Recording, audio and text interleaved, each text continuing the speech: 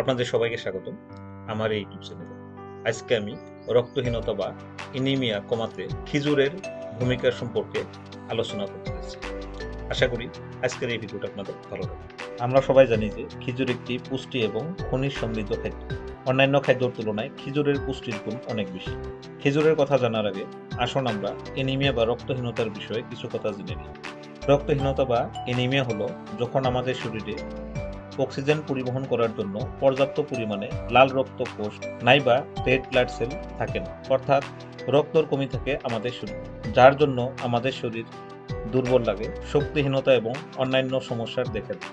পুরুষ মানুষের শরীরে যদি হিমোগ্লোবিন 14 গ্রাম পার ডিসিলিটারের তলে থাকে, আরও মহিলাদের শরীরে যদি হিমোগ্লোবিন 12 গ্রাম পার ডিসিলিটারের তলে থাকে, তাহলে রক্তহীনতা বা এনিমিয়া বলা হয়। আমাদের শরীরে পর্যাপ্ত পরিমাণে রেড ব্লাড সেল নাইবা লাল রক্ত কোষ সৃষ্টি হওয়ার জন্য প্রতিদিনে 8 থেকে 10 গ্রাম আয়রনের প্রয়োজন হয়।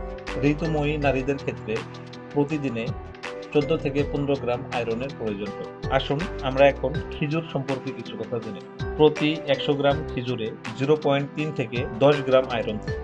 এছাড়াও খেজুরে অধিক পরিমাণে ভিটামিন সি থাকে, যা আমাদের শরীরে আয়রন অ্যাবজর্পশন করার জন্য সহায়ক, অর্থাৎ আয়রন অ্যাবজর্পশন বৃদ্ধি করে। তার মানে আমরা বুঝতে পারলাম যে আমরা যদি প্রতিদিনে ভালো মানের 100 গ্রাম খেজুর খাই, তাহলে আমাদের শরীরে আয়রনের কমি হবে, অর্থাৎ রক্তহীনতা বা এনিমিয়া হওয়ার সম্ভাবনাটাও কমে যাবে। তার জন্য এনিমিয়া থেকে দূরে থাকতে আপনারা প্রতিদিনে 100 গ্রাম খেজুর গ্রহণ করুন। আজকে আমরা দেখলাম যে আমরা যদি নিয়মিত 100 গ্রাম করে খেজুর প্রতিদিনে খেতে পারি, তাহলে আমাদের এনিমিয়া বা রক্তহীনতা হওয়ার সম্ভাবনা অতি কমে যায়। বা আমরা বলতে পারি, আমরা যদি নিয়মিত খেজুর খেতে পারি, তাহলে আমরা এনিমিয়া বা রক্তহীনতা থেকে দূরে থাকতে পারি। কিন্তু বন্ধুরা, একটা কথা মনে রাখবেন যে কোনো একজন ব্যক্তির যদি কি হয়, এনিমিয়া হয় বা রক্তহীনতা যদি হয়ে যায়, আরও সে যদি কি করে সেই এনিমিয়া বা রক্তহীনতা কমাতে বা ঠিক করতে যদি সে কি করে আপনার শুধুমাত্র খেজুরকেই অ্যাজ এ মেডিসিন গ্রহণ করে বা অ্যাজ এ ঔষধ গ্রহণ করে, তাহলে কি হবে না, তার এনিমিয়া বা রক্তহীনতা কিন্তু কমে যাবে। কেননা এই ক্ষেত্রে তার শরীরে আয়রন ডিফিসিয়েন্সি আছে।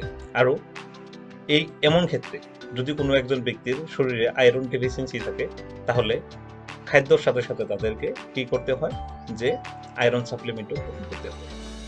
আশা করি আজকের এই ভিডিওটা আপনাদের ভালো লাগছে। ভালো লাগলে অবশ্যই লাইক আর শেয়ার করবেন, আরও সাথে আমার ইউটিউব চ্যানেলটা সাবস্ক্রাইব করবেন, যাতে আগামীতেও আপনারা এমন আরও ভিডিও পেয়ে থাকতে পারেন। ধন্যবাদ।